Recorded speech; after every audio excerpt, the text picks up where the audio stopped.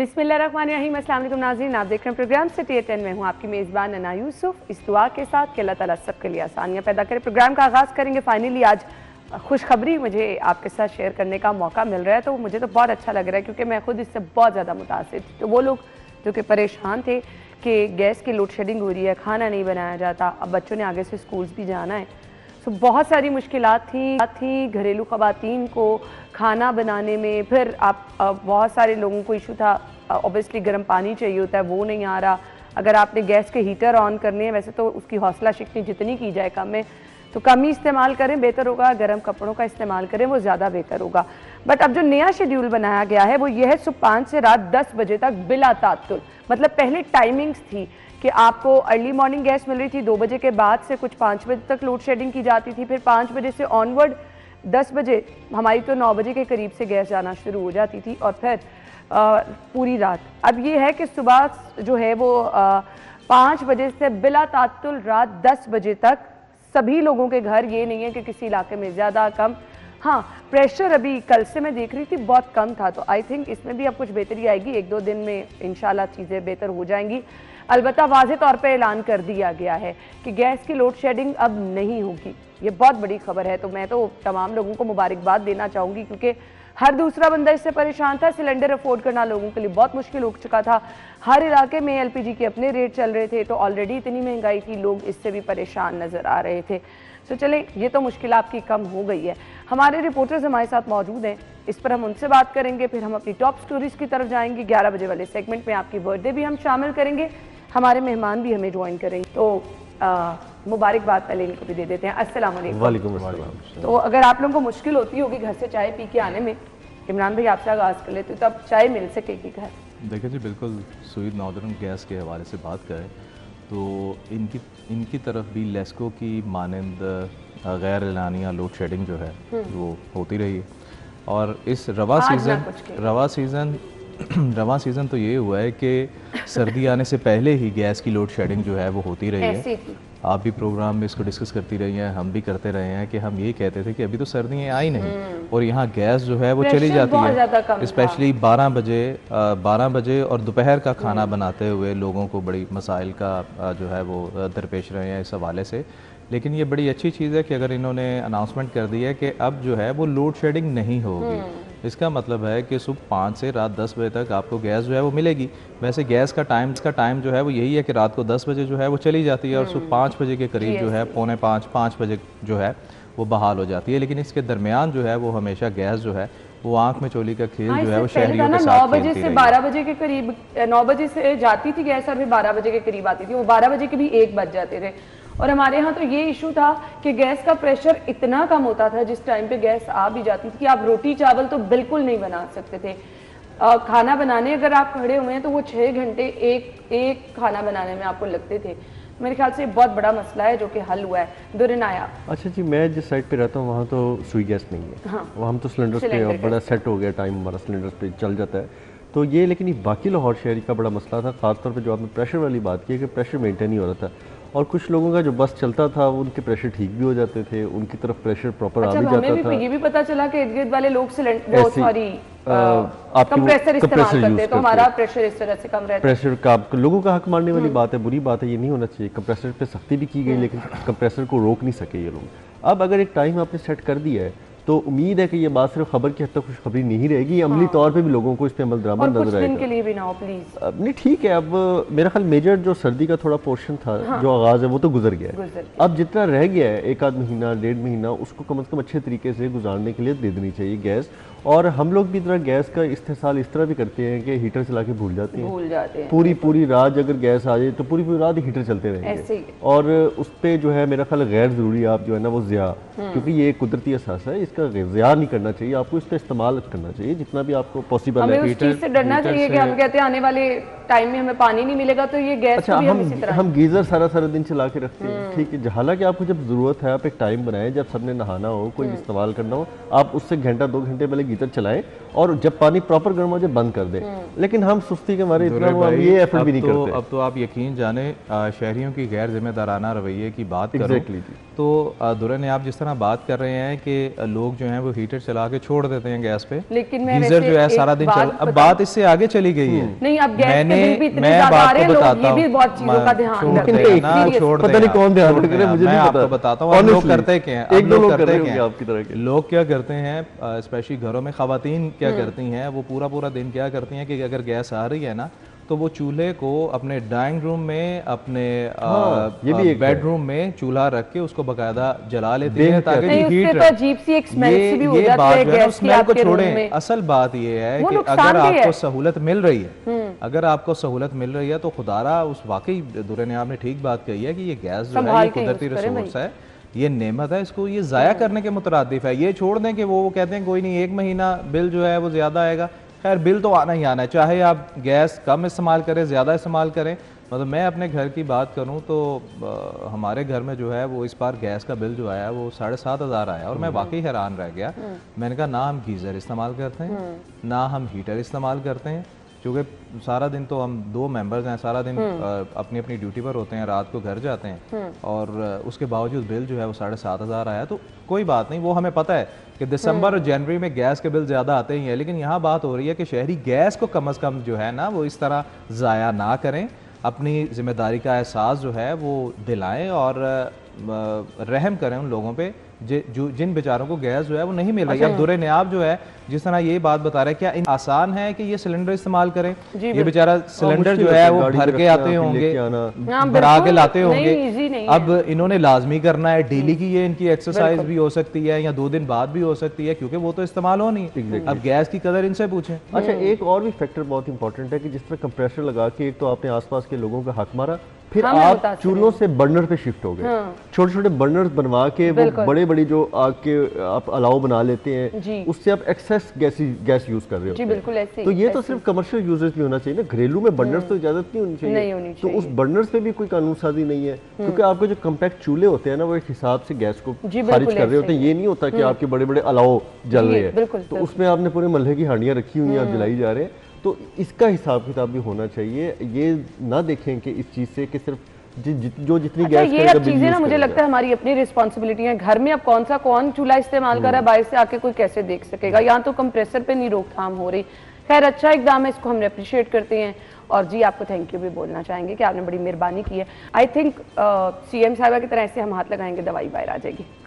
ये भी हो जाना चाहिए। पहली खबर की तरफ आ रही हैं।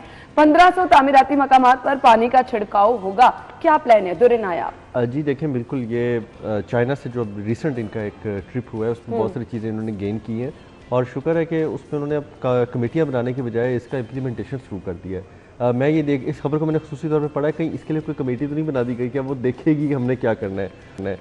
शुक्र है कि ये सिस्टम जो चाइना ने बहुत पहले अपने लगाकर अपने स्मोक पे और अपने मुख्तलिफ एटमॉस्फेयर के अंदर जो खामियाँ थी उस पर काबू पाया, हम उस पर आ रहे हैं।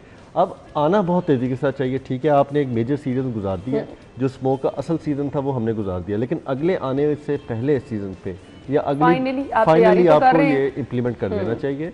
बहुत अच्छी बात है कि कदाफी स्टेडियम से आगाज़ कर रहे हैं। कदाफी स्टेडियम में पहला लगेगा, उसके बाद शहर के मुख्तलिफ मकामात पे फैलता रहेगा, फिर मज़ाफ़ाती इलाकों में लगेगा, फिर ये असल में एक्चुअली ये स्प्रिंकलिंग टावर्स जो मिस्ट की तरह हल्की हल्की जो है हल्का पानी का करते हैं। छिड़काव भी नहीं होता लेकिन एहसास होता है। अब चाइना में तो ये होता है कि वो उनके अंदर सेंसर्स होते हैं, वो एक अडॉप्ट करते हैं कि अच्छा अब ये एथनिसिटी इतनी हो चुकी है, मट्टी गर्द जो है वो आपको पार्टिकल्स उसके फिजा में मौजूद है तो वो ऑटोमेटिकली उसके अकॉर्डिंगली कर देते हैं। अब हम पता नहीं किस मॉडल पे जा रहे हैं, शायद हम कोई इतने ज़्यादा अपडेट्स ना लगा सकें, हम उसको मैन्युअली ट्रीट करने वाले लगा सकेंगे। लेकिन ये स्प्रिंकलिंग टावर जो है ये बड़े मच अवेटेड थे और यही सबसे पहले जो बेसिक रेमेडी थी अगर हम अपने माहौल के साथ कर सकते हैं। उसके बाद और बड़ी चीज़ें हैं, वो आहिस्ता आहिस्ता अडॉप्शन की तरफ जाना पड़ेगा इनको।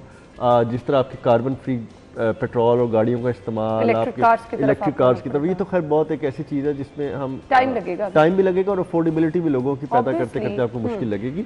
लेकिन जो आप अपने माहौल के साथ कर सकते हैं ये बड़ा ज़रूरी है। फिर जो SOPs की बात की जाती है, अब इसमें मैं इमरान यही डिस्कस कर रहे थे कि ये जो SOP बनाया जा रहा है कि जो आपकी साइट्स हैं, कंस्ट्रक्शन साइट्स, अगर लाहौर शहर में इस वक्त 1500 या 2000 मकामात पे कंस्ट्रक्शन हो रही है तो वहाँ पे ये कौन इम्प्लीमेंट बनाएगा कि वहाँ पे छिड़काव होना चाहिए, चेक कौन करेगा? और अगर कोई नहीं करता तो क्या ठेकेदार को सजा मिलेगी? वो मालिक पे डालेगा, मालिक कंस्ट्रक्शन कंपनी पे डाल देगा, कंस्ट्रक्शन कंपनी किसी इदारे पे डाल देगी, क्योंकि ये कंस्ट्रक्शन तो सरकारी सतह पे भी हो रही होती है, प्राइवेट सतह पे भी हो रही होती है, रेजिडेंशियल सतह पे भी हो रही होती है। तो ये मैकेनिज्म थोड़ा डिफाइन हमें नहीं इस तरह नजर आया कि इस तरीका कार पे अमल दरामद जो नहीं करेगा उसको सजा तो होगी, लेकिन कैसे होगी, कौन कराएगा?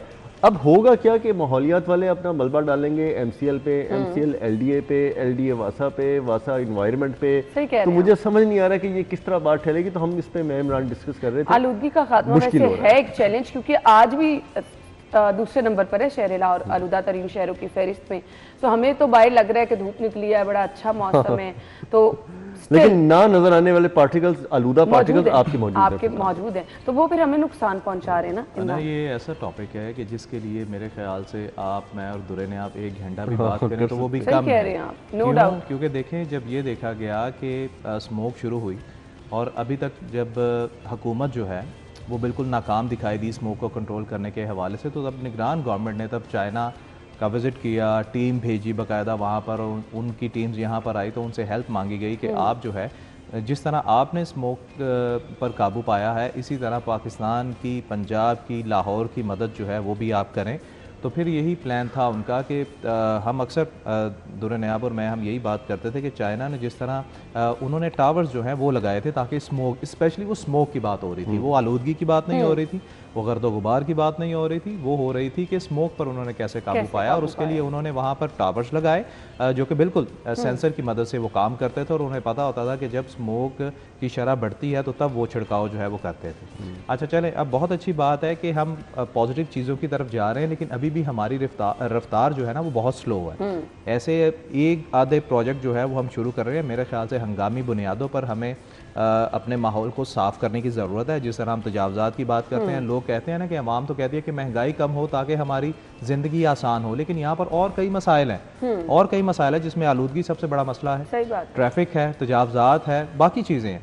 अच्छा, 1500 साइट्स के बारे से मैं और दुरे ने आप यही बात कर रहे थे कि सीनियर वज़ीर साहिबा ने ये तो कह दिया कि जी पानी के छिड़काव का जो तरीक़ेकार बनाया गया है उस पर अमल दरामद ना करने पर FIR का इंदराज होगा। मुझे ये बताएं कि जब ये सिस्टम लगा देंगे 1500 साइट्स पर, अभी तो अनिशली 1500 साइट्स पे लगा रहे हैं ना, वहाँ पर जब ये सिस्टम लगा देंगे तो FIR किसके ख़िलाफ़ होगी? क्या ये वो जो कंस्ट्रक्शन साइट है चाहे वो प्राइवेट है या सरकारी है उस इंतज़ामिया के ख़िलाफ़ होगी, या जो स्पेशली इसकी कोई कमेटी होगी, कोई ना कोई इसको देखेगा, कोई ना कोई इंतज़ामिया होगी जो सिर्फ इस सिस्टम को देखेगी, क्या उसके ख़िलाफ़ होगी? या क्या ये सिस्टम लगा के वहाँ कंस्ट्रक्शन साइट पे उस आवाम जहाँ पर लगाया गया उनको दे देंगे, चाहे वो प्राइवेट जगह है उसको दे देंगे, कि आप कर रहे हैं कि नहीं? ये थोड़ा सा इबहम जो है वो इसमें पाया जा रहा था। लेकिन बात यही है कि ऑब्वियसली आलूदगी का ख़ात्मा जो है वो लाजमी होना चाहिए। 1500 साइट्स हैं जहाँ पर ये स्प्रिंकल सिस्टम जो है वो लगाया जा रहा है, तो हम जो है वो मुबारकबाद देते हैं गवर्नमेंट को कि अल्लाह का शुक्र है, जिस तरह दुरे ने आपने अपनी बात शुरू करने से पहले कह दिया कि शुक्र है ये लोग फाइलों से आगे गए हैं, शुक्र है ये फैसलों से आगे गए हैं, शुक्र है कि ये कमेटियां नहीं इन्होंने बनाई। बिल्कुल वही बात कि दुरे ने आप और मैं भी यही चीज़ पढ़ रहा था कि इन्होंने कोई इसमें कमेटी तो नहीं बनाई, इसमें इजलासों पर अमल तो नहीं करने जा रहे। अगले महीने जो है ये शुरू करने जा रहे हैं इस प्रोजेक्ट को, और मेरे ख्याल से हम तो साथ हैं ही, अवाम भी इसको अप्रिशिएट करेगी और सरकार का साथ देगी। बहुत अच्छा इकदाम है। और लेकिन यहाँ पर एक और बात, sorry I am very sorry, मैं आपकी बात काट रहा हूँ। दुरे नयाब और मैं ये डिस्कस कर रहे थे कि भाई दुरे नयाब ने मुझे बताया कि जी लाहौर में कोई वाटर ट्रीटमेंट प्लांट नहीं है। हमने बहुत सुना कि रावी पर भी लगने थे, हर जगह लगने थे, बारिशी पानी और दीगर जो पानी ज़ाया होता है उसका कोई ट्रीटमेंट प्लांट नहीं है। अब बात ये है इसके लिए क्या साफ पानी यूज करेंगे? दुरे ने आप वही कह रहे थे कि ये तो साफ पानी जाया करेंगे। बिल्कुल सही बात। ये बेहतर था ना कि अगर आप नहरी पानी को लेकर उसको ट्रीट करते। नहरी पानी आपके पास आता है जो कि बहुत ज्यादा मिकदार में जाया होता है। सही बात कह रहे हैं, जाया होता है, उसको आप ट्रीट करके इसके लिए इस्तेमाल किया जा सकता है। पता चलेगा। खैर ब्रेक का कहा जा रहा है, ब्रेक के बाद वापस आते हैं स्टे विद अस।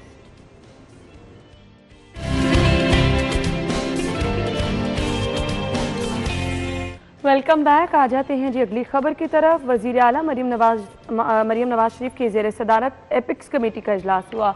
मुल्की अमन अमान की सूरत हाल का जायजा भी लिया गया। इमरान, देखें जी, वाकई जो कल इजलास हुआ है, खैर ये सिक्योरिटी से मुतल्लिक इजलास जो हैं ये तो होते ही रहते हैं, लेकिन इसमें जो ख़बर आप डिस्कस कर रही थी कि वाघा बॉर्डर पर टूरिज़म कॉरिडोर जो है वो बनेगा। देखिए, टूरिज़म के हवाले से हम हमेशा यही बात करते हैं कि पाकिस्तान में छोड़े, अगर हम सिर्फ लाहौर की बात करें तो लाहौर में ख़ुद बहुत ज़्यादा ऐसी कैपेसिटी है कि यहाँ टूरिज़म के हवाले से बहुत ज़्यादा रेवेन्यू सरकारी तौर पर कमाया जा सकता है। लोग जो हैं वो अभी भी अपनी मदद आपके तहत लोग जो हैं वो यहाँ पर आते हैं, जिसमें बड़ी तादाद जो है वो फॉरेनर्स की हैं। आपका हमसाया मुल्क जो है वहाँ से आपकी सिख कम्युनिटी जब भी यहाँ पर उन्होंने बाबा गुरु नानक जाना होता है या कहीं भी जाना होता है तो वो लाहौर ज़रूर आते हैं, और लाहौर में वो अंदरून को ज़रूर विज़िट करते हैं, उसको एक्सप्लोर ज़रूर करते हैं। ये तो चले वॉल सिटी अथॉरिटी के हवाले से बात करें कि उन्होंने चले कुछ ऐसे प्रोजेक्ट जो हैं वो इंट्रोड्यूस करवा दिए हैं कि वहाँ पर नाइट प्रोग्राम जो है वहाँ पर जो है वो लोगों के लिए उन्होंने पैकेजेस बनाए हुए हैं, नाइट पैकेजेस, जिसमें पूरे अंदरून को वो विज़िट करवाते हैं मुख्तलिफ ऑटो रिक्शाज़ पर। तो ऐसे प्रोजेक्ट जो हैं वो ज़्यादा से ज़्यादा इंट्रोड्यूस जो है वो करवाने की ज़रूरत है। और सिर्फ अंदरून नहीं, जैसे कि मैंने पहले बात की कि लाहौर में कई ऐसे मकबरे हैं, कई ऐसे और भी जगह हैं जिनको एक्सप्लोर करने की ज़रूरत है, जिससे सरकारी सतह पर रेवेन्यू जो है वो भी कमाया जा सकता है। और अगर आप वाघा बॉर्डर पर टूरिज़म के हवाले से बात करें, वहाँ पर तो आपको असल मसला होता है स्पेस का, और वाघा बॉर्डर पर तो आपके पास बहुत ज़्यादा स्पेस है, लेकिन वहाँ पर बात ये भी हो सकती है कि सिक्योरिटी के हवाले से जो है वो खदशात वहाँ रहेंगे, चूँकि दुर-ए-नियाब इसको ज़्यादा बेहतर तरीके से बता सकेंगे कि वाघा बॉर्डर की सिक्योरिटी जो है कई ऐसे वहाँ पर सिक्योरिटी के हवाले से पहले कई माजी में कई ऐसे मसाइल हो चुके हैं जो हमारे सामने जो है, जिसकी वजह से लोग जो हैं वो अब डरते हैं, और सरकार भी इस चीज़ को थोड़ा महदूद रखती है कि ज़्यादा तादाद में लोग जो हैं वहाँ पर ना जाए। लेकिन जब आप वाघा बॉर्डर पर टूरिज़म कॉरिडोर बनने जा रहा है तो फिर देखेंगे कि इनकी पॉलिसी जो है वो क्या होती है। अभी तो डिसीजन जो है वो लिया गया है ना। सही दुरेन आया। अच्छा, मैं इस खबर से ना थोड़ा सा इत्तेफाक नहीं करूँगा, मैं इसको एक नाइंसाफ़ी की बुनियाद पर छपने वाली खबर कहता हूँ। अच्छा। क्योंकि ये वाघा बॉर्डर पर टूरिज़म कॉरिडोर का फ़ैसला जो है वो निगरान सेटअप में किया गया था, और उस वक्त वज़ीर आला जो निगरान थे उन्होंने इसका प्लान बनाया था, इसका प्लान अप्रूव किया था, और इसकी कैपेसिटी बढ़ाने की जो है काम जो बात शुरू की गई थी वो उन्होंने की थी। उसके बाद पंजाब हुकूमत ने फ़ंड भी दिए थे, शेयरिंग के साथ सारी चीज़ हो गई थी, और ये उनके टेन्योर के आखिरी 2-3 महीनों के अंदर इस पे काम स्टार्ट हो चुका था। अब इसको आप एपेक्स कमेटी से जोड़ के और इतनी बड़ी खबर बना के वानी वज़ीर आला ने जो जारी की है, एक्चुअली तो ये खबर जारी की गई है, इसमें तो हमारी कोई एक्सक्लूसिव न्यूज़ नहीं है। अगर एक्सक्लूसिव न्यूज़ होती तो उसके अंदर बताते कि क्या हो रहा है क्या नहीं हो रहा। अब इस तरह से आपने इसको क्रेडिट लेने वाली बात कर देना, मुझे तो इस चीज़ पे भी हैरानी हो रही है कि पता नहीं कौन ये वानी वज़ीर आला के मुशीर हैं जो इस तरह की खबरें जारी करते हैं जिनमें उनका कोई लेना देना नहीं होता। वहाँ पे तो 80% काम कंप्लीट हो चुका है, अब तो सिर्फ कॉरिडोर जो बनना है जिसका, उसकी भी सड़कें उखाड़ी जा रही हैं, कारपेटिंग शुरू करने लगे हैं, और जहाँ पे सिटिंग एरिया बढ़ाना था, जो नया गेट बनाना था बाबे आज़ादी का, सारे वो आज ही प्रेजेंटेशन जो अप्रूव है वो मेरे मोबाइल में पड़ी हैं, जो उस वक्त अप्रूव की गई और उस पर काम स्टार्ट किया गया। और रेंजर्स को जितना फैसिलिटेट उस वक्त निगरान हुकूमत ने किया, ना सिर्फ उनके डिज़ाइन अप्रूव नेस्पाक से करवाए मिलके, बल्कि उस पर प्रपोजल जो थे उसके तहत उनको सीड मनी भी दी, फंड्स भी दिए कि वो अपना काम स्टार्ट करें।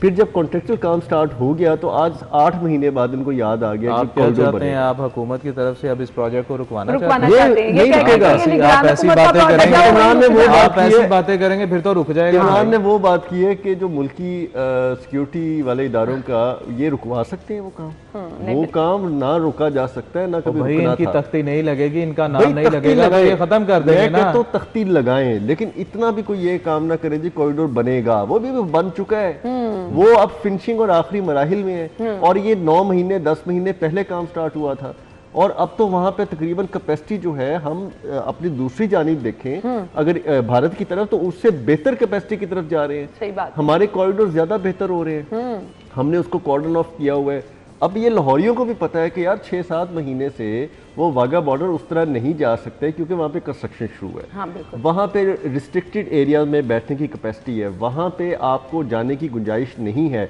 अब तो ये सारा सिस्टम जो है जीटी रोड तक, जहाँ से वाघा स्टार्ट होता है एक्चुअली, वहाँ तक इन्होंने सड़क को उखाड़ के उसको प्रॉपर बेहतरीन तरीके से करना चाह रहे हैं। पिछले दिनों आप अगर वाघा के ऊपर बाजार बाटापुर वाले जो पोर्शन है उस पर जाएं तो बड़ा ऑपरेशन करके वहाँ से सारी रेडिया तजावज़त हटाई है क्योंकि उसको वो खुला करने जा रहे हैं।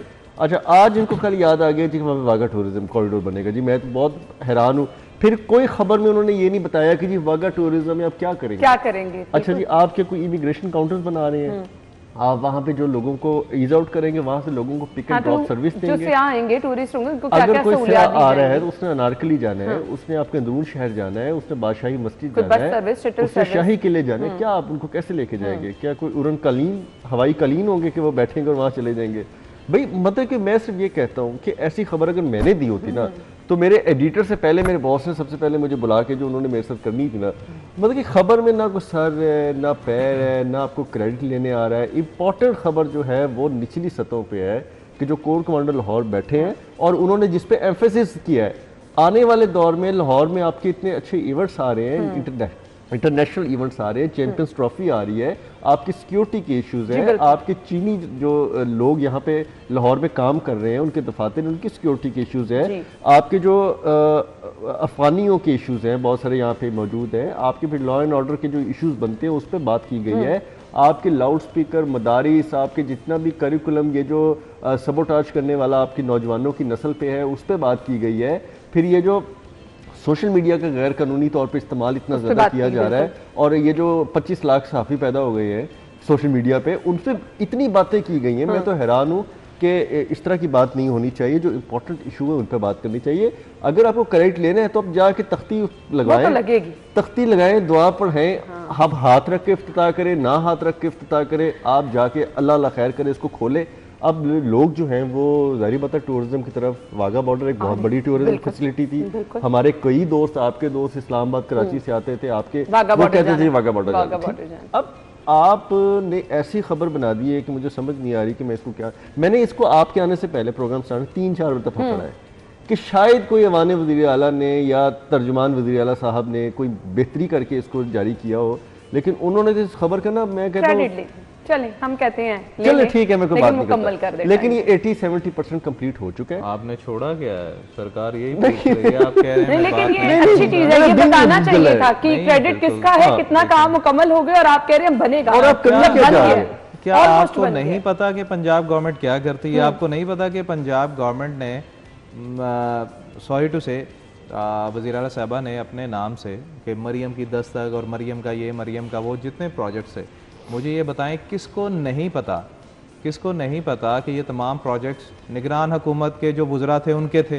अगर आपने उनको, मैं सुर्खी पाउडर तो नहीं कहूँगा, लेकिन अगर आपने उनको थोड़ा सा नाम चेंज करके, चीज़ें वही थी, सिर्फ नाम ये दे दिया कि मरियम की दस्तक या मरियम का ये या मरियम आप आवाम को सहूलत दे दें, हम ज़रूर उसको अप्रिशिएट करेंगे। मंसूबा जिस किसी का भी है, मकसद उनका भी यही था कि आवाम को सहूलत देनी है, आप उसको पूरा कर दें, हम अप्रिशिएट करेंगे। ब्रेक के बाद आएंगे, स्टे विद अस।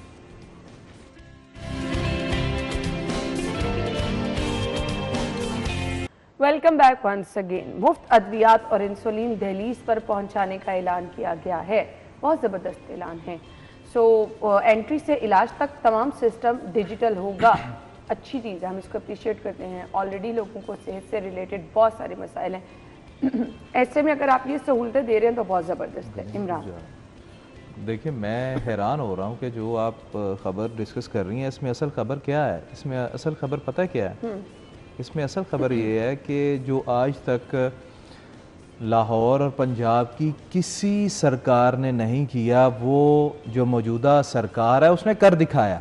उसने क्या किया आपको पता ना? आपके गली मोहल्ले में भी सेहत का मरकज मौजूद है ना? आप हमेशा अगर मोहल्ले में आपके घर काम करने वाली आती है, अगर वो डिस्कस करेगी तो वो क्या कहेगी कि वो सेहत का जो मरकज़ है उधर गए हैं, मरकज़ सेहत गए हैं। शुरू से जब से हमने होश संभाली है यही सुना है ना। तो असल खबर ये है कि जो 150 मराकज़ सेहत हैं उनका नाम तब्दील करके मरियम नवाज हेल्थ क्लिनिक रख दिया गया। अच्छी बात है, क्या हो गया? अच्छी बात क्या है मुझे ये बताएं ना। क्या आप, सॉरी टू से, अगर मरियम नवाज हेल्थ क्लिनिक में सहूलत मिल रही है तो मैं अभी ब्रेक में अगर कोई ओहदा देगा तो इमरान यूनुस हेल्थ क्लिनिक भी होगा, तो कोई मसला नहीं, लोगों को सहूलत मिलनी चाहिए। शर्म आएगी भाई, मैंने आगे जाके जवाब देना है और रब को भी जो, मैं तो अभी ब्रेक में ये सोच रहा था कि अल्लाह का शुक्र है कि पंजाब गवर्नमेंट, निगरान गवर्नमेंट और उससे पहले जो सरकार थी उसने कभी ये प्रोजेक्ट लॉन्च नहीं किया कि ख़वातीन को मलबूसात जो हैं वो भी सरकार की तरफ से दिए जाएंगे। जो जो डिजर्व करती हैं उनकी बात कर रहा हूँ, जो डिजर्व करती हैं उनको मलबूसा दिए जाएंगे, नहीं तो अब उस प्रोजेक्ट पे भी मरियम क्लॉथ, मरियम कुछ और जो है वो होता। सॉरी, ये बात जो है वो कहीं और निकलती चली जा रही है। नहीं, मैं कहती हूँ अच्छी चीज है। मुझे ये बताएं, अगर बाहर मरियम नवाज हेल्थ क्लिनिक लिखने से लोगों को सहूलत मिल जाएगी तो अच्छी बात है, इसमें बुरा क्या है? लेकिन अगर ना लिखने से भी मिल जाएगी तो उसमें बुरा क्या है? अब चलो मैं आपसे सवाल करता हूँ, लिखने से क्रेडिट ले लें, लिखने से मिलती है ना लिखने से मिलती है, मसला सहूलत मिलने का है ना, आप सहूलत मिलने पे आने नहीं। मैं कह रही हूँ कि अगर नाम लिखने से सहूलत बेहतर हो जाएगी तो चले, कोई अच्छी बात है। वज़ीर आला साहबा ये कह रही हैं कि मुफ्त और बेहतरीन इलाज जो है वो अब सबको मिलेगा।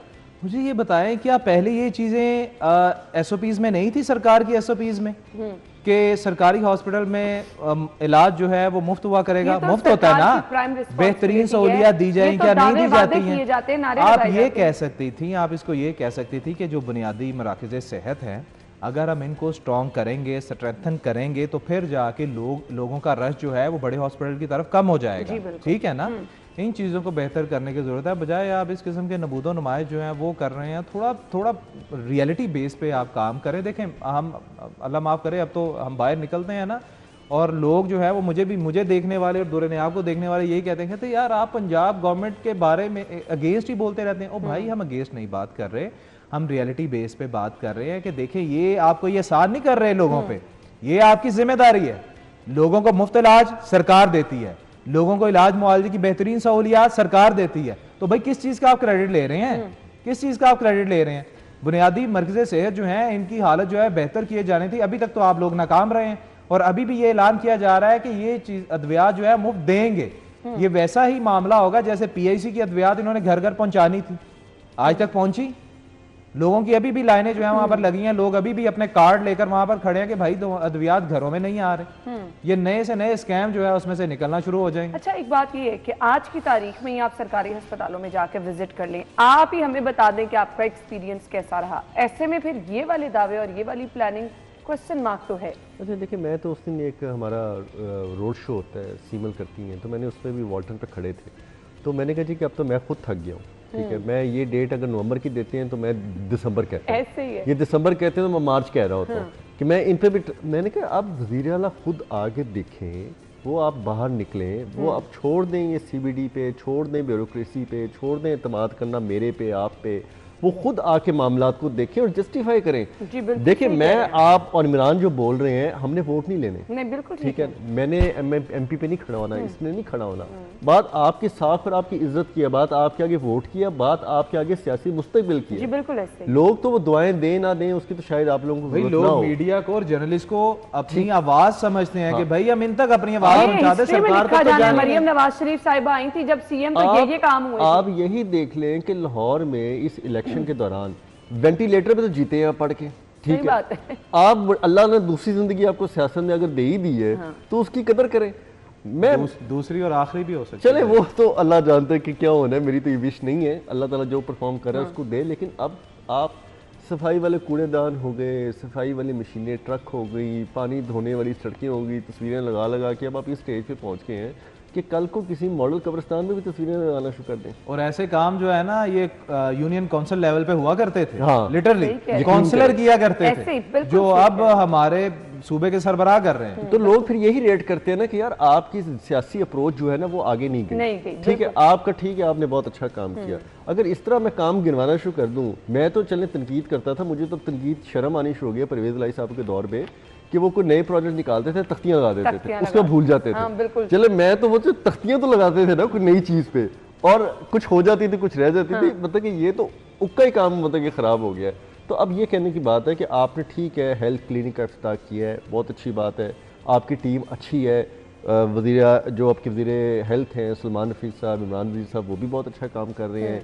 लेकिन अब हम ये सुनना चाहते हैं कि लोग आके हमें काउंटर करें कि इमरान और दुनिया आप ठीक नहीं कह रहे, हमें तो वहाँ बड़ा अच्छा इलाज मिल रहा है, हमें तो दवाइयाँ मिल रही हैं, हमें तो पीआईसी से डब्बे घरों में आ रहे हैं, कोरियर सर्विसेज के हमारी तो बाकी घर की दहलीज पे दवाइयां आने कोई तो कहे आके ना, कोई तो कहे। अब आप हमसे तवक्को ये रखते हैं, हमारी जो वज़ीर आला की मीडिया टीम है, कि बाहर धूप निकली और हम कहें जी कि बाहर बारिश हो रही है, मौसम बहुत अच्छा है, चाय पकौड़े खाएं जाके, इस तरह नहीं हो सकता।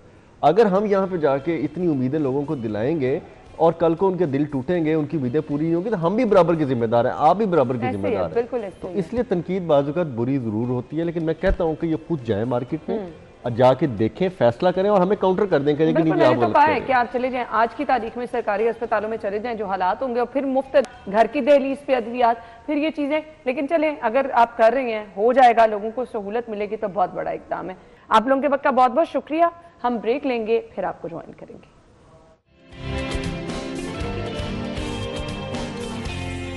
Welcome back. अगर आपकी बर्थडे है जी, तो आप भी हमारे प्रोग्राम का हिस्सा बन सकते हैं। हम आपकी बर्थडे को भी स्पेशल बनाएंगे। ये सेगमेंट आप ही लोगों के लिए शुरू किया गया है। तो आज की बर्थडे लिस्ट की तरफ हमने आना है। आपकी बर्थडे अगर कल है तो आप पिक्चर्स भेज सकते हैं, प्रोग्राम में शामिल हो सकते हैं।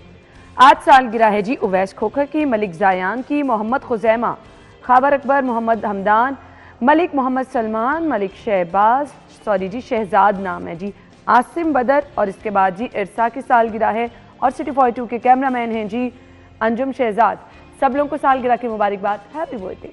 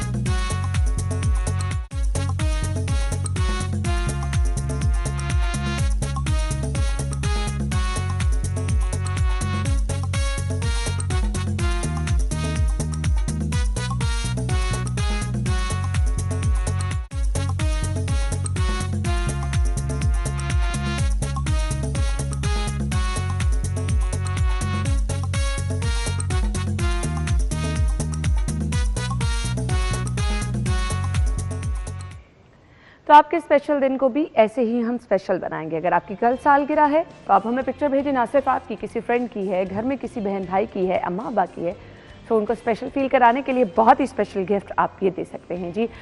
आप हमें पिक्चर्स भिजवा दें, स्क्रीन पर नंबर दिया गया है। कल के प्रोग्राम में आपका नाम और आपके पिक्चर्स भी शामिल की जाएंगी, आपकी बर्थडे को भी स्पेशल बनाया जाएगा। हम चल रहे हैं जी एक ब्रेक की तरफ, ज्वाइन करेंगे आपको ब्रेक के बाद। स्टे विद अस।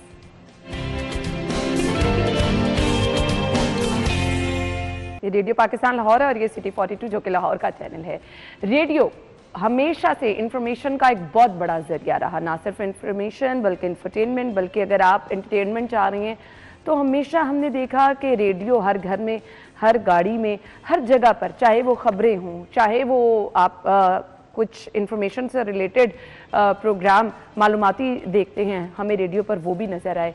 फिर बहुत बहुत बड़े नाम हमने रेडियो से वाबस्ता देखे, चाहे वो ड्रामा इंडस्ट्री में थे, चाहे वो मुसन्निफ थे, चाहे वो शायर थे।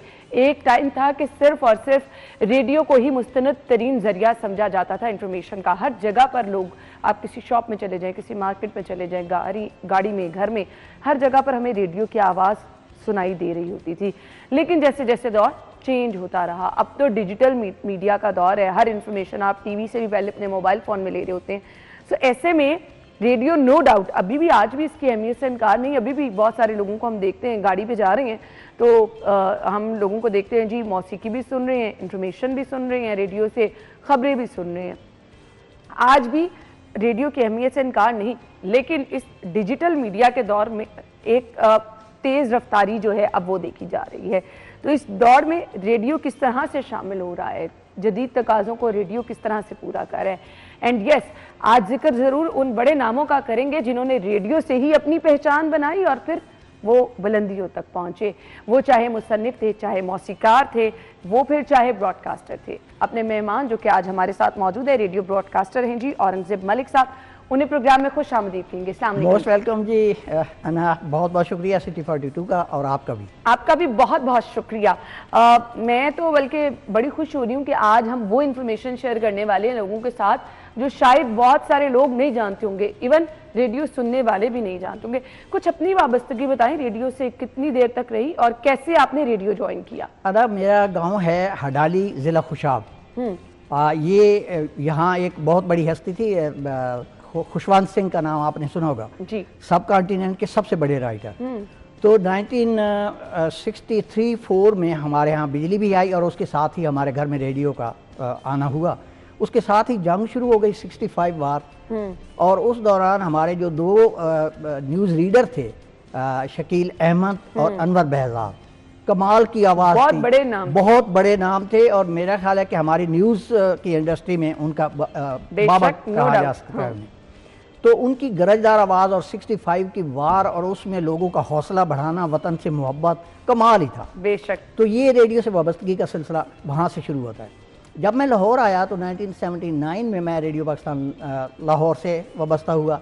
अगरचे बाकायदा एम्प्लॉयमेंट नहीं थी, लेकिन मेरी रिकॉर्डिंग होती थी और मुख्तलिफ इस्लामी मौज़ूआत पे सिलसिला चलता रहा। बाद में रेडियो पाकिस्तान से बहुत अच्छा तलक रहा। यहाँ के डायरेक्टर जनरल थे अब्दुर्रब शजी साहब, जो बाद में रेडियो टोक्यो पे चले गए। तो उनके साथ भी वाबस्तगी रही और गाए बगाए जाना आना होता रहा। इसी दौरान अगर आप कहें कि लेट 60s में और 70s में मैंने दुनिया भर में जो उर्दू सर्विस के हवाले से रेडियो स्टेशन जो उर्दू सर्विस दे रहे थे, उनसे रब्ता कायम किया। रेडियो मॉस्को, अगर आपको याद हो तो उसका ट्रांसमीटर सबसे बड़ा ट्रांसमीटर था दुनिया भर में। और उनकी जो उर्दू सर्विस की हेड थी लोदमेला वसिलवा, वो मेरी बड़ी अच्छी दोस्त थी। बाद में मेरा इस्लामाबाद उनसे मुलाकात भी हुई। आजकल मुझे नहीं पता कि वो ज़िंदा हैं या फौत हो गई हैं।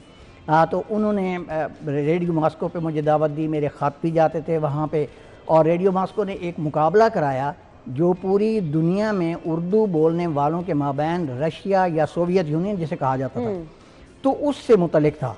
तो मैं उसमें पार्टिसिपेट किया। मैंने 3000 से ज़्यादा लोगों ने पार्टिसिपेट किया। वो घटते घटते घटते कई प्रोग्रामों के बाद लास्ट सेकंड जो था 30 पीपल्स में मैं आ गया। ग्रेट। और उसके बाद अगले स्टेप पे मुझे कामयाबी ना मिली। तो उसके नतीजे में रेडियो मॉस्को ने मुझे मॉस्को न्यूज़ और सप्तानिक और उनके मैगजीन और वो भेजना शुरू कर दिए। इसी दौरान फिर BBC, ये मैं अभी आपको बताने वाला था कि बैरून ममालिक में उर्दू, ये किताब, इसमें मैंने 32 कंट्रीज़ की उर्दू सर्विस को कवर किया है। तो ये किताब कहीं रज़ा अली आब्दी साहब तक पहुंची। उन्होंने अपने BBC के सैरबीन में इसका जिक्र किया। इसमें सारा उसका कौन लोग उन रेडियो सर्विस पे काम करते हैं, उनकी टाइमिंग क्या है और वो सारे प्रोग्राम क्या है उनके बारे में। यही बात फिर वहाँ पहुंची वॉइस ऑफ अमेरिका पे। डॉक्टर सिल्वर ओब्रायन उनके हेड थे वॉइस ऑफ अमेरिका की उर्दू सर्विस के। वो बाद में पाकिस्तान भी आए और फिर यहाँ के कॉन्सुलेट ने मुझे रब्ता किया और फिर उनसे मुलाकात भी हमने शाकर अली म्यूज़ियम में उनके एजाज़ में एक दावत भी की। तो फिर डोशे वेले कॉलोन पे वहाँ ग्रास गोबे थे और सारा कुरैशी थी, उनके साथ एक और मकबूल मलिक थे।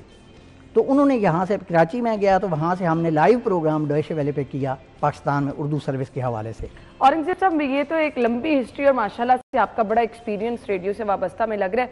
आपको क्या लगता है कौन से बड़े बड़े नाम थे, चाहे वो हम शायर हजरात देखें, मुसन्निफ देखें, मौसीकार देखें, जिन्होंने रेडियो से ही अपना नाम बनाया? अगर पाकिस्तान के हवाले से या बरसगीर या ऑल इंडिया के हवाले से देखा जाए तो बुखारी बिरादरान, एक तो अहमद शाह पतरस बुखारी, जुल्फ़कार अली बुखारी, ज़ैड बुखारी जिन्हें कहा जाता है, तो रेडियो के हमारे सबसे पहले डायरेक्टर जनरल जो पाकिस्तान में थे वो ज़ैड बुखारी थे।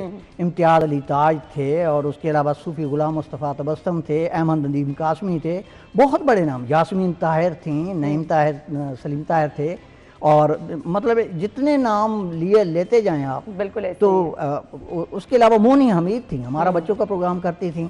इंडिया में उनका नाम था मोनी दास, और वो बाद में वो मोनी हमीद आपा शमीम के नाम से करती थी। होनहार प्रोग्राम होता था बच्चों का, बड़ी शख्सियत थी।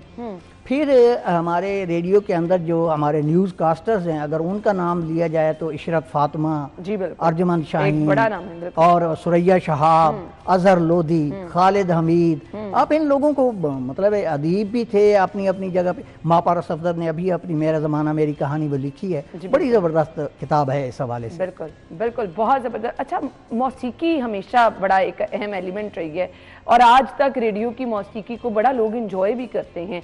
गाड़ियों में हम देखते हैं अक्सर लोग जाते हैं रेडियो सुनते हुए जा रहे होते हैं।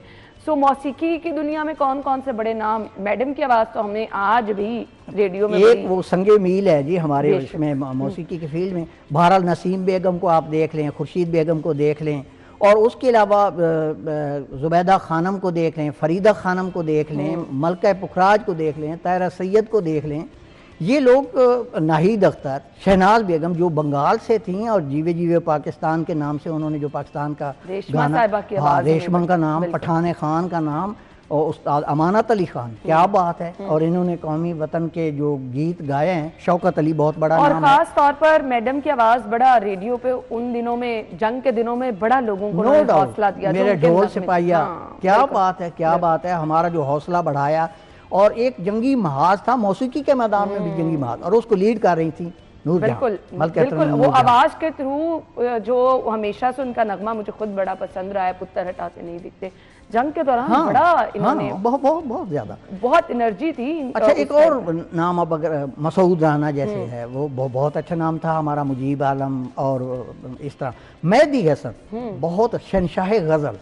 अब शाह बरिंद्रा जो थे नेपाल के, वो उनके ज़ाती दोस्त थे और उन्होंने स्पेशली इनवाइट किया और उनकी फैमिली के अंदर वो गा रहे हैं, और उनको 21 तोपों की सलामी, किसी पाकिस्तानी मौसीकार को 21 तोपों की सलामी गवर्नमेंट की सतह पे दी जाए, ये बड़ी बात है। ग्रेट, बिल्कुल।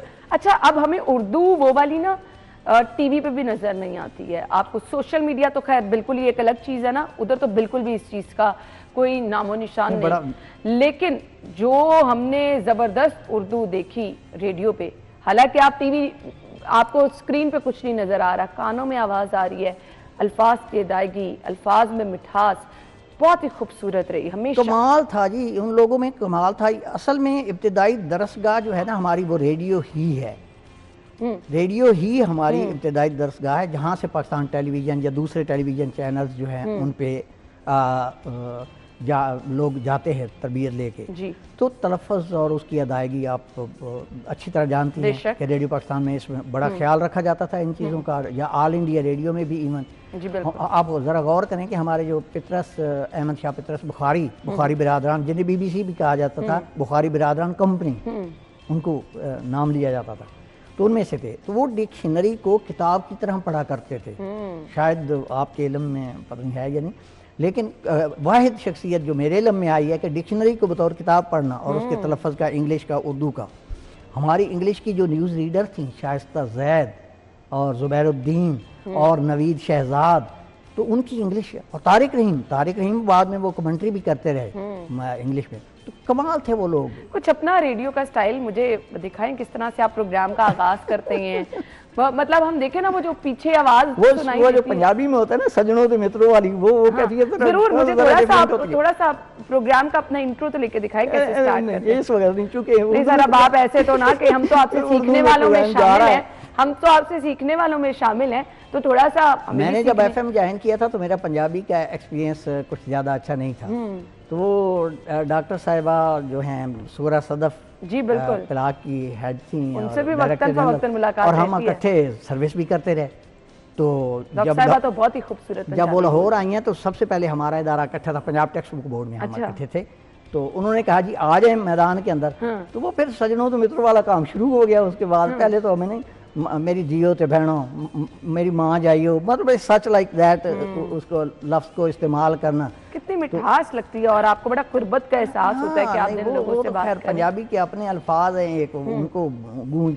अच्छा, फीडबैक एकदम से आपको नहीं आ रहा होता, या अगर आप टेलीफोन कॉल्स वाला आपका प्रोग्राम नहीं है तो मुसलसल एक फ्लो में बोलते चले जाना, इस चीज़ का पता है कि जो लोग सुन रहे हैं वो आपकी टारगेट ऑडियंस है, लोगों का फीडबैक बड़ा मैटर करता है। तो कभी ये गैप फील हुआ? एक्चुअली हमारे यहाँ पंजाबी को प्रमोट नहीं किया गया। तो वो पंजाबी का एक ही चैनल है, अगर दूसरे चैनल को चले हैं तो वो जल्दी फ्लॉप हो गए, ख़त्म हो गए।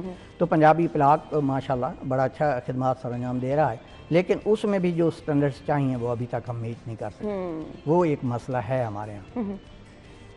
तो आप क्या समझते हैं आज जब हम एक देख रहे हैं दौड़ लग गया डिजिटल मीडिया की, लोग मोबाइल फ़ोन पर इंफॉर्मेशन हर तरह से ले रहे हैं, सो रेडियो उस दौड़ में कहाँ तक है?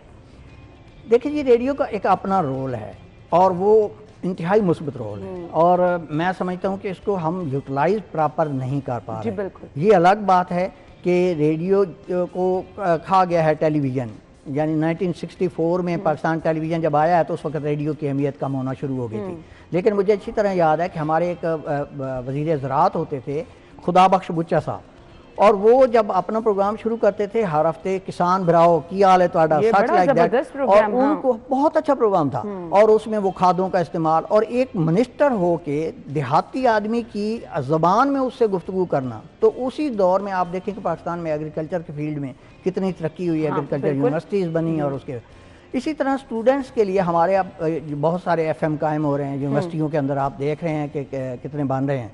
तो ये दरअसल मेरे ख्याल काम कर रहा है। अलबत्ता इसको देख लें कि हमारे क्लाइंटेल जो है, या जिसको कहते हैं ना कि हमारे सुनने वाले, वो बड़ी लोअर रैंकिंग में चले गए हैं। ड्राइवर हजरात उसको सुन रहे होते हैं, या जो वर्कर हजरात हैं वो सुन रहे होते हैं, क्योंकि वो टेलीविज़न देख रहे हैं, उन्हें काम करना होता है, तो वो आवाज़ को ही अपने लिए बेहतर समझते हैं। बिल्कुल। तो भारत, हाँ, यहाँ मैं एक तज़किरा और करूँगा कि बड़ी खूबसूरत आवाज़ें थीं रेडियो से वाबस्ता। ज़िया मयूद्दीन का आगाज़ जो है, आप अगर मैं कहती हूँ आगाज़ प्रोग्राम का कमाल था, कमाल। वो आप एक मिनट भी इधर उधर नहीं आप हो सकते, हाँ, नहीं, जुड़े रहते थे तो लफ्ज़ में। और उसके अलावा मतलब तलत हुसैन को आप देख लें, आबिद अली का जो वॉइस ओवर बहुत सारे इश्तिहारात के अंदर आता रहा, कमाल था वो लोग। बिल्कुल ऐसे ही है।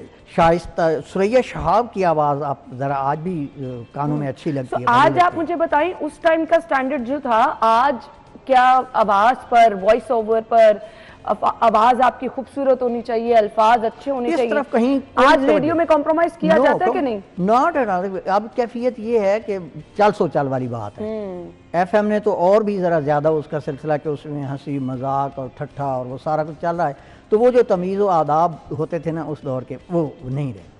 बहुत फ़र्क आया है। सही। ड्रामा इंडस्ट्री में हम देख रहे हैं बहुत बहुत बड़े नाम थे जिन्होंने रेडियो से ही स्टार्ट किया। बिल्कुल सही है। तो वो कामयाबी का सफ़र उनका हमने देखा बुलंदियों तक। अभी आप देखें ना कि वो सबसे पहला जो हमारा आया था पंजाबी का ड्रामा अखियाँ, रफ़ी पीर, ये उस्मान पीरज़ादा के जो वाले थे थिएटर वाले, इन लोगों ने आगाज़ किया था और बड़े स्टैंडर्ड के हमारे वारिस जैसे TV पे आया। तो रेडियो पे भी बहुत अच्छे प्रोग्राम, इम्तियाज़ अली ताज का नारकलिया रेडियो पे आया था, कमाल कमाल के ड्रामे थे। तो अशफाक अहमद इसी तरह लिखते रहे। अशफाक अहमद के हवाले से मैं ख़ास तौर पे कहूँगा कि उनका जो तलकीन शाह था, वो पाकिस्तान में रेडियाई प्रोग्रामों में सबसे तवील प्रोग्राम है।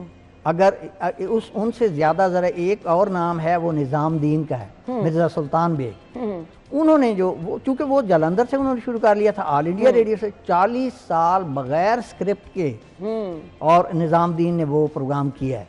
सोनी धरती के नाम से, जमहूर दी आवाज़ के नाम से, और देहाती प्रोग्राम वो करते रहे, निज़ामुद्दीन की बैठक करते। इंफॉर्मेशन मिलती थी बल्कि बहुत सारे लोगों को इससे फ़ायदा भी होता था, जैसे हमने अपने किसान भाइयों की बात की, यानी टारगेट करके ऑडियंस के लिए special programme time to time रखे जाते थे और बिलाशुबा लोग उनको एंजॉय भी बहुत करते थे। सर, मैसेज क्या होगा देखने वालों के लिए आपका? एक पहली बात तो ये है कि हमारे यहाँ ना एक यूनेस्को ने 2011 से रेडियो डे मनाना शुरू किया है और 2012 में जनरल असेंबली ने भी अप्रूव किया। इस साल का हमारा जो मैसेज है, जो रेडियो के हवाले से है और दिया गया है, वो है रेडियो एंड क्लाइमेटिक चेंज। अब इसमें आप देखें, आपने वो उसका असद अमानत अली का गाना है ना, वो कि सुर्ख गुलाबां दे मौसम विच फुल्लां दे रंग काले।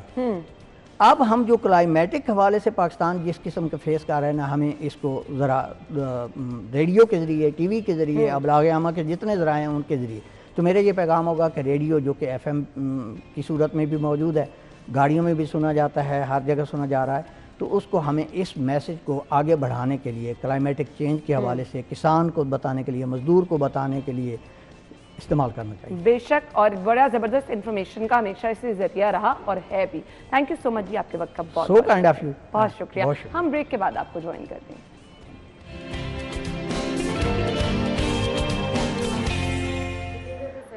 Welcome back once again. Programme में आपको एक बार फिर से खुश आमदीद कहेंगे। लाहौर है और सिटी 42 लाहौर दी जान है। आपने अगर सिटी 42 पे लाहौर का एक असल बड़ा चेहरा, हम आपको लाहौर में इश्यूज तो छोड़ देना, मेरे ख्याल से अगर आप सिटी 42 देखते हैं तो आप घर बैठे लाहौर का कोना कोना देख सकते हैं। लाहौर की पहचान अंदरून शहर, लाहौर की जान अंदरून शहर, जो कि ऑब्वियसली हमारी सकाफत से रिच है। विरसा हमारा, उसको किस तरह से हम भुला सकते हैं। इस सकाफत को प्रिजर्व करने में, विरसे के तहफ़्फ़ुज़ के लिए इक़दाम टाइम टू टाइम किए जाते हैं, जिनको हम अप्रिशिएट भी करते हैं, किए जाने भी चाहिए। हमारे बहुत सारे सयाह जो दूसरे ममालिक से आते हैं, टूरिस्ट, हमेशा उन सबको सबसे ज़्यादा शौक क्या होता है कि उन्होंने जाके लाहौर का अंदरून शहर देखना है। तो अंदरून शहर की बहाली का प्रोग्राम क्या है, अंदरून शहर में जितने भी हमारे बहुत ही ज़बरदस्त मकामात हैं, उनको महफूज करने के लिए, उनको उनकी असल सूरत हाल में बरकरार रखने के लिए किस तरह से काम किया जा रहा है, इस पर हम बात करेंगे जी। तानिया कुरैशी साहिबा ने हमें ज्वाइन किया है जी, डायरेक्टर मार्केटिंग और टूरिज्म है wall city of Lahore authority. उन्हें अपने प्रोग्राम में वेलकम करेंगे। अस्सलाम वालेकुम जी। अस्सलाम वालेकुम। क्या हाल चाल है? Thank you. ठीक ठाक है? Thank you so much. अच्छा जी, वॉल सिटी लाहौर, मैंने जैसे कि कहा लाहौर की जान है और इस जान की हिफाजत की जिम्मेदारी आप लोगों की है। कैसे चल रही है हिफाजत? हमारी तो पूरी कोशिश है जी कि हम करें। काफ़ी अरसे से ये एक निगलेक्टेड जगह थी एंड इस इदारे को बने हुए तकरीबन अब 12 साल हो गए हैं एंड हमने इसमें काफ़ी चेंजेस करने की कोशिश की हैं, काफ़ी इम्प्रूवमेंट्स करने की कोशिश की हैं। ख़ास करके अंदरून लाहौर में जो हमने काम किया है वो आज से पहले पाकिस्तान में कहीं नहीं हुआ था। अच्छा। जब आप दिल्ली गेट जाते हैं, जब आप देखते हैं कि जो गिरी हुई तारें थी, फैली हुई तारें थी, ओपन ड्रेन्स थी, उनको हमने कवर किया। हम सारी इलेक्ट्रिसिटी अंडरग्राउंड लेके गए और इसी तरह हमने sewerage, water pipes, pipeline, sewerage lines, drain lines 200 साल पुरानी, उनको हमने रिप्लेस किया, लोगों को साफ पानी मुहैया किया, स्टॉर्म वाटर और ड्रेन वाटर को अलग-अलग किया। और ये इस तरह के काम है जो हमने वहाँ के लोगों के लिए, रिहायशियों के लिए, उनकी सेहत के लिए, उनकी बेटर लिविंग स्टैंडर्ड्स के लिए किए। और अभी इसी तरह हम कश्मीरी बाज़ार वाली साइड पे, डब्बी बाज़ार वाली साइड पे, भाटी गेट में और लोहारी वाली साइड पे काम शुरू कर चुके हैं। हम जब लाहौर की पहचान की बात करते हैं ना, तो ये हमारे जितने भी दरवाजे, तारीखी दरवाजे हैं, इनकी अहमियत से कभी इनकार नहीं किया जा सकता। एक दफ़ा बंदा रुक के ऐसे ऊपर इनको देखता तो है नज़र भर के, इतनी खूबसूरती है इनमें। इनकी बहाली भी एक बहुत बड़ा चैलेंज है। जा बजा वाइड्स, फिर आपको पता है कमर्शियल एक्टिविटीज़, वो धब्बा लगती है इनकी खूबसूरती पे। बिल्कुल ऐसा ही है, बिल्कुल ऐसा ही है। अभी इंशाल्लाह और 5-6 महीने में आपको भाटी गेट जो है वो बिल्कुल उसी तरह मिलेगा जिस तरह दिल्ली गेट है, वायरलेस, और कोई गन नहीं, कोई ओपन ड्रेन्स नहीं, कुछ नहीं। इसी तरह हमने अभी कुछ गेट्स की मुरम्मत का काम किया है, उनके फसाड्स की, जिसमें लोहारी गेट है, शेरावाला गेट है, कश्मीरी गेट है। अभी इनके अंदर जो ट्रेल्स हैं, जो मेन गलियां हैं, जो मेन ट्रेल्स हैं, उनके ऊपर भी हम काम करने जा रहे हैं। तो इंशाल्लाह बहुत जल्द जो अंदरून शहर इटसेल्फ है वो हमें साफ सुथरा, नीट, क्लीन, वायरलेस, एक खूबसूरत शहर दोबारा से हमें वैसा ही मिलेगा जैसे मुगलों के दौर में था। हम तो उम्मीद करते हैं। अच्छा, अभी मैं पिछले दिनों देख रही थी, बड़ा ज़बरदस्त एक टूरिज्म के पॉइंट ऑफ व्यू से विजिट कराया जा रहा था टूरिस्ट को रिक्शों में बिठाकर। बड़ा ज़बरदस्त प्रोजेक्ट है जी। बिल्कुल। हमारा जी एक तो देखिए हमारे मल्टीफेस्टेड टास्क हैं वॉल्ड सिटी अथॉरिटी में।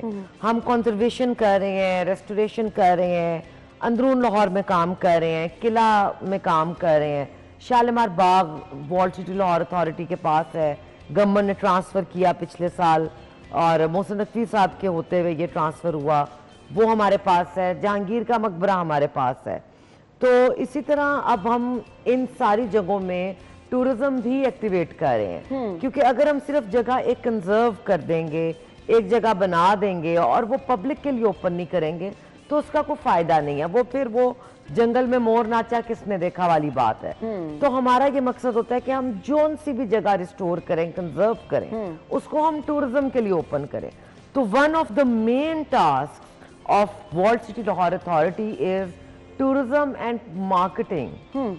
और उसमें हम ये करते हैं कि जिस तरह आप दिल्ली दरवाजा है, दिल्ली गेट से लेके तो सुनहरी मस्जिद तक हमारा हर हफ्ते इतवार वेख अंदरून लाहौर के नाम से एक गाइडेड टूर होता है। उसमें हमारे टूर गाइड्स हैं, वो लोगों को लेके जाते हैं, बाजारों में लेके जाते हैं। गली मोहल्लों का टूरिज्म पहली दफा वॉल्ड सिटी लाहौर अथॉरिटी ने शुरू किया। तो उसमें रिक्शे भी इस्तेमाल होते हैं, उसमें बहुत लोग आते हैं, उसमें हम उनको लोकल फूड दिखाते हैं, खिलाते हैं। फिर इसी तरह हम नाइट टूर अंदरून लाहौर का हमने रोशन गलियां के नाम से शुरू किया।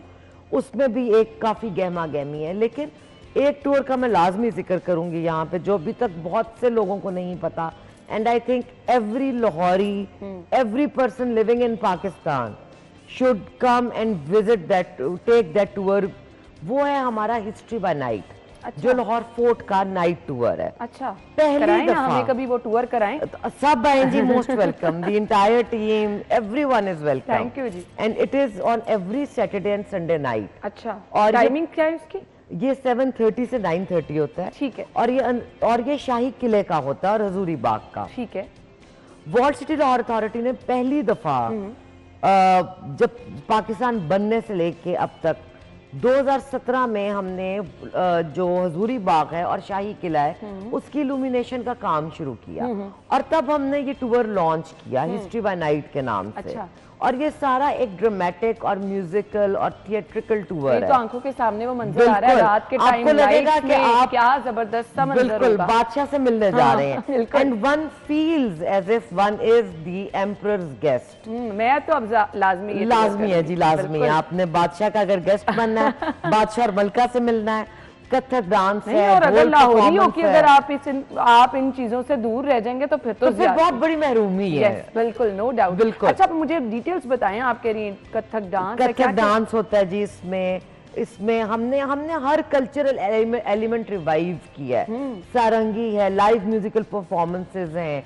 फिर इसमें जो सबसे इंटरेस्टिंग चीज है वो है जो हमने कॉस्ट्यूम्ड गार्ड्स और कैरेक्टर्स मुगल एरा के, सिख एरा के, ब्रिटिश एरा के इंट्रोड्यूस कराए हैं। जो अदवार लाहौर किला ने देखे हैं हमने उनके कैरेक्टर्स इंट्रोड्यूस कराए हैं। And high point of the tour is the ढोल एंड धमाल, जो हमारे इस खित्ते का एक खासा रहा हिस्सा रहा, जिसमें शंख बजना भी था। वो मज़ारों तक, दरबारों तक महदूद हो गया, खत्म हो गया। हमने उसको रिवाइव किया है। तो ये सारी चीजें एक 2 घंटे 2.5 घंटे के टूर में हम जो टूरिस्ट है उनको दिखाते हैं।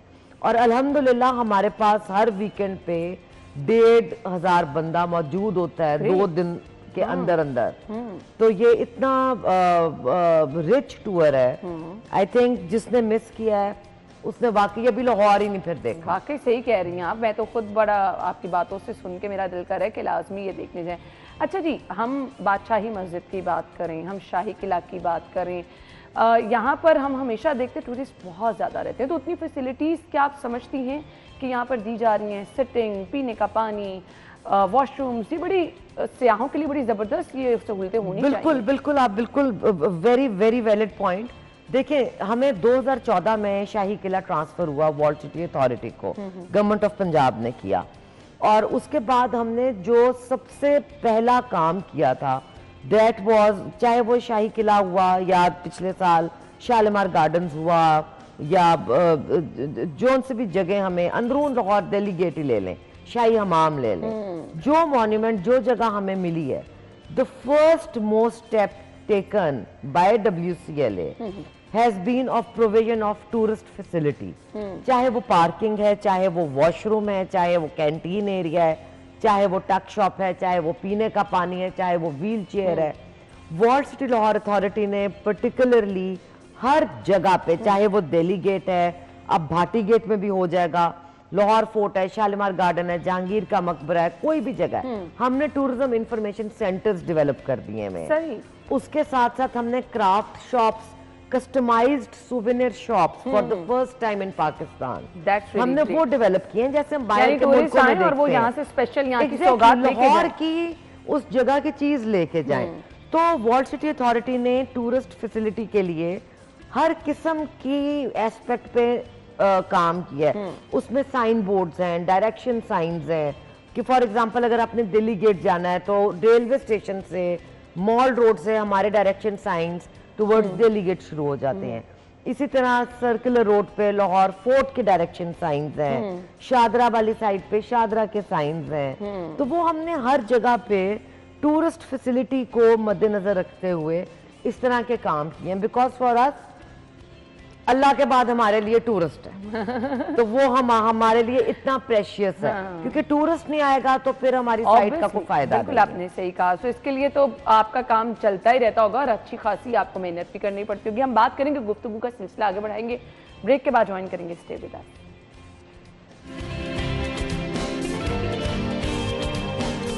तो हम लाहौरी हैं और लाहौरी हमारी पहचान है, और अगर आप चाहते हैं कि हम लाहौर का बहुत ही खूबसूरत ये चेहरा जो हम वॉल्ड सिटी डिस्कस करें पूरी दुनिया को दिखाएं, तो वॉल्ड सिटी और हम मिलकर एक मुहिम शुरू कर देते हैं जी। आपने हैशटैग लाहौर मेरी जान मेरी पहचान आपने शुरू करना है, और आपने क्या करना है, लाहौर के किसी भी तारीखी मकाम पर आप शाही किला जा सकते हैं, आप बादशाही मस्जिद जा सकते हैं। वैसे आप एक दफ़ा पिक्चर लेंगे तो जो पिछला व्यू आता है आप यकीन माने बड़ा ज़बरदस्त होता है। तो वो पिक्चर आप शेयर करें तो आप लाहौर की पहचान बने और लाहौर की जान बने और सबको लाहौर का बहुत खूबसूरत चेहरा भी दिखाएं। आप साथ देंगे इसमें? बिल्कुल, वॉल्ड सिटी लाहौर अथॉरिटी बिल्कुल इसमें साथ है, और ये ऐसे दो इदारे हैं मेरा ख्याल है जो वाकई लाहौर की पहचान है और लाहौर की जान है जी। तो हम बिल्कुल इसमें प्रमोट करेंगे, लोगों को इनकरेज करेंगे कि वो हमारी साइट्स पे आए, शाही किला है, शालीमार है, दिल्ली दरवाजा, कहीं भी आए, अपनी तस्वीर लें, लाहौर मेरी जान का हैशटैग यूज करें, हमें भी टैग करें, सिटी 42 को भी टैग करें और लाहौर को ज्यादा से ज्यादा प्रमोट करें। और अच्छी बात यह है कि जो मौजूदा गवर्नमेंट है, even the CM, the senior entire government, ये टूरिज्म को बहुत ज्यादा इस वक्त प्रमोट कर रहे हैं। तो आई थिंक के taking advantage of everyone's interest, we should make most of the use कि हम कैसे कैसे टूरिज्म को अपने अपनी चैनल से, अपने अपने प्लेटफॉर्म से प्रमोट कर सकते हैं। तो किसी भी सयाह के लिए कैमरा ले जाना हमारी किसी भी मॉन्यूमेंट पे कोई मसला नहीं है। ये एक मिसकंसेप्शन भी है कि जी DSLR नहीं जा सकता, विच इज रॉन्ग। जो जाना चाहता है जाके अपनी तस्वीर उतरवाए, बल्कि शाही किले में एक सेल्फी पॉइंट हमने बनवाया है। अच्छा। जिसके वो एक रूफ टॉप है जहां से एक पूरी स्काईलाइन ऑफ लाहौर नजर आती है, महाराजा रंजीत सिंह की समाधि, रोशनाई दरवाजा, आलमगिरी दरवाजा, मीनार पाकिस्तान और बादशाही मस्जिद। वहां जाएं, तस्वीर लें, लाहौर मेरी जान के हैशटैग यूज करें और हमें भी टैग अब आप ये चीजें बता के ना मुझे मजबूर करेंगे कि मैं सबको मजबूर करती हूँ और मैं ले भी जाती हूँ। बिल्कुल बिल्कुल। अच्छा, बड़े जबरदस्त इवेंट में जो पता चलता है वॉल सिटी में टाइम टू टाइम उनका भी एहतमाम किया जाता है। लाहौरी तो वैसे ही इन इवेंट्स का इंतजार करते हैं, अभी आपकी प्लानिंग भी चल रही है, तो कौन कौन से इवेंट्स? हमारा अभी तो जी हमारे गाइडेड टूर्स बेशुमार चल रहे हैं, जिसमें हमारे जो अभी मकबूल तरीन टूर्स हैं उसमें हम लाहौर की हवेलियों के टूर्स हमने शुरू करवाए हैं। वो हवेलियां जो सदियों से बंद थी लेकिन लोगों को एक चाम था देखने का, जैसे नूरी मंजिल है, लाल हवेली है, मुबारक हवेली, निसार हवेली, बेगम मुबारक हवेली, फकीर खाना, बारूद खाना और अवैस मीर की हवेली, बेशुमार हवेलियां उसमें। फिर इसी तरह भाटी ट्रेल का टूर है, टकसाली का टूर है जो बहुत मशहूर होता है। हाँ जी। अच्छा, इसी तरह दिल्ली दरवाजे का टूर है। लेकिन इसके साथ साथ जो हम एक बहुत मेगा इवेंट लॉन्च करने जा रहे हैं वो फरवरी में है, 7, 8, 9 फरवरी। सब मार्क भी कर ले, सब बार बार लिख लें हर जगह। ये हमारा एक इंशाल्लाह ताला एक बहुत बड़ा इवेंट आ रहा है लाहौर में, मस्त मस्त लाहौर। अब इसको अंग्रेजी वाला मस्त करने जा रहे हैं, अंग्रेजी वाला या उर्दू वाला, इट इज मस्ट। बिल्कुल।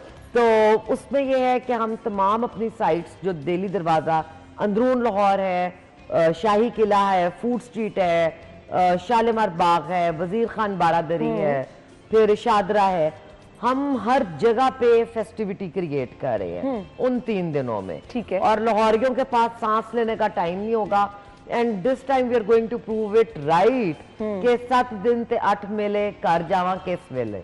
तो ये इंशाल्लाह हमारा बिल्कुल, तो ये हमारा इंशाल्लाह एजेंडा है और ये फरवरी 7, 8, 9 फरवरी को हम ये करेंगे इंशाल्लाह। तमाम लोगों के लिए ओपन इनविटेशन होगा। कुछ इवेंट्स हैं जो ओपन है, कुछ हैं जो कि टिकटेड भी होंगे लेकिन बहुत महंगे टिकटेड नहीं होंगे। ठीक है। लेकिन इसमें फेस्टिविटी लाहौरियों के लिए हमने कुछ देना है। और इसके बाद फिर अप्रैल में इंशाल्लाह हमारी पूरी कोशिश है, हमारी गवर्नमेंट के साथ भी बात चल रही है, महकमा औकाफ के साथ भी बात चल रही है, and government is very supportive with us.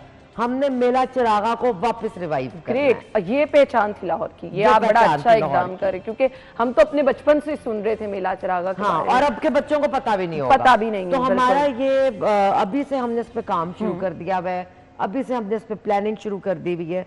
तो इंशाल्लाह अप्रैल में राइट आफ्टर ईद एक जो बड़ी चीज पूरे लाहौर को आएगी, और उसमें डेफिनेटली सिटी 42 का भी हमारे साथ है, आपके साथ बिल्कुल हमेशा रहा है, और उसमें भी है पेश होगा इंशाल्लाह। तो वो मेला चिरागा का भी रिवाइवल है जो हम बहुत एक लार्ज स्केल पे कर रहे हैं। जी इंशाल्लाह, good luck for this. Message क्या होगा लाहौरियों के लिए? लाहौरियों के लिए ये मैसेज है कि ज्यादा से ज्यादा अपनी साइट्स पे आए, अपने विरसे को देखें, उसको साफ सुथरा रखें, पिक्चर लाजमी बनाएं, बच्चों को लाजमी लाएं, नई जनरेशन को पता चले। नई जनरेशन को हमें टर्की का, इंडिया का, अमेरिका का, यूके का बताने की जरूरत नहीं है, अपने शहर के बारे में बताने की जरूरत है, अपनी सकाफत के बारे में, अपनी पहचान, अपना विरसा। कम से कम शाही किला तो दिखाएं, शालीमार बाग तो दिखाएं, अपनी पहचान, अपनी हिस्ट्री बताएं, अपनी पिक्चर बनाएं और लाहौर की जान बन जाएं। हैशटैग बनाएं और आपके सामने है जी, अपनी लाहौर वॉल सिटी को उसको टैग करें, सिटी 42 को करें, और इसी तरह से अपने शहर को प्रमोट करें, अपने शहर की खूबसूरती को दिखाएं, अपने विरसे को, अपनी सकाफत को प्रमोट करें। ये आपका शहर है और इसका खूबसूरत चेहरा पूरी दुनिया को दिखाएं। थैंक यू सो मच, बहुत शुक्रिया आपके, बहुत शुक्रिया, थैंक यू। हम ब्रेक के बाद आपको ज्वाइन करेंगे, स्टे विद अस।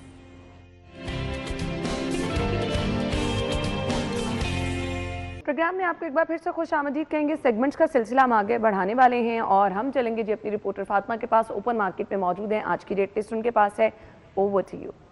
बिल्कुल ना, जहाँ पे तमाम फरोनोश एशिया की कीमतों को पर लग गए हैं, वहाँ पे सब्जियाँ जो हैं उनके कीमतें जो हैं आसमान से बातें करी है, क्योंकि सरकारी नफनामा जब जारी किया जाता है उसमें उतार चढ़ाव का सिलसिला तो हम देखते ही हैं, लेकिन उसके बरक्स हम ये देखते हैं कि मार्केट में हमेशा ज़ायद दामों में ही सब्जियाँ फ़रोख्त की जा रही हैं, जिस पर सार्फिन खासे परेशान नज़र आते हैं। रोज़ ब रोज़ यही कहते हैं कि कीमतें बढ़ती चली जा रही हैं, जिस पर अगर हम रेट लिस्ट आपसे शेयर करें तो आलू दर्जा अव्वल नरखनामे में 70 रुपये मुकर्रर किया गया है, लेकिन बाजार में 120 रुपए में फरोख्त किया जा रहा है। प्याज 125 की बजाय 170 में फरोख्त किया जा रहा है, जबकि टमाटर सरकारी कीमत इसकी 115 रुपए मुकर्रर की गई, लेकिन बाजार में 200 रुपए में फरोख्त किया जा रहा है। अदरक 290 की बजाय 650 में, लहसुन 590 की बजाय 700 में फरोख्त किया जा रहा है। अदरक की कीमत देखें तो ना बहुत ज़्यादा दामों में फ़रोख्त किया जा रहा है और हर दुकानदार मनमानी कीमत में फ़रोख्त कर रहा है। मसाला जात के तौर पे इस्तेमाल होने वाली छोटी मोटी सब्जियां भी बहुत ज़्यादा कीमत में फ़रोख्त हो रही हैं। शिमला मिर्च सरकारी नरखनामे में 200 रुपये फ़ी किलो मुकर्रर किया गया, लेकिन मार्केट में 310 में फ़रोख्त किया जा रहा है। बैंगन सरकारी दाम 50 रुपये था, लेकिन मार्केट में 90 तक फ़रोख्त हो रहा है, जबकि घिया जो है 90 की बजाय 220। सब्ज़ मिर्च तमाम सब्जियों में, तमाम बहुत सारी चीज़ों में इस्तेमाल होने वाला है। 120 की बजाय ये सब्जी 250 और कहीं 300 तक फरोख्त हो रही है, जिस पर शिकवे करते हुए। ठीक है जी, थैंक यू सो मच। आप अपना ख्याल रखिएगा। हमारी और आपकी मुलाकात कल होगी सेम टाइम पर। अगर आपकी बर्थडे कल है तो हमें पिक्चर्स भिजवा दे, प्रोग्राम में शामिल हो जाएं। इजाज़त दीजिए, अल्लाह हाफ़िज़।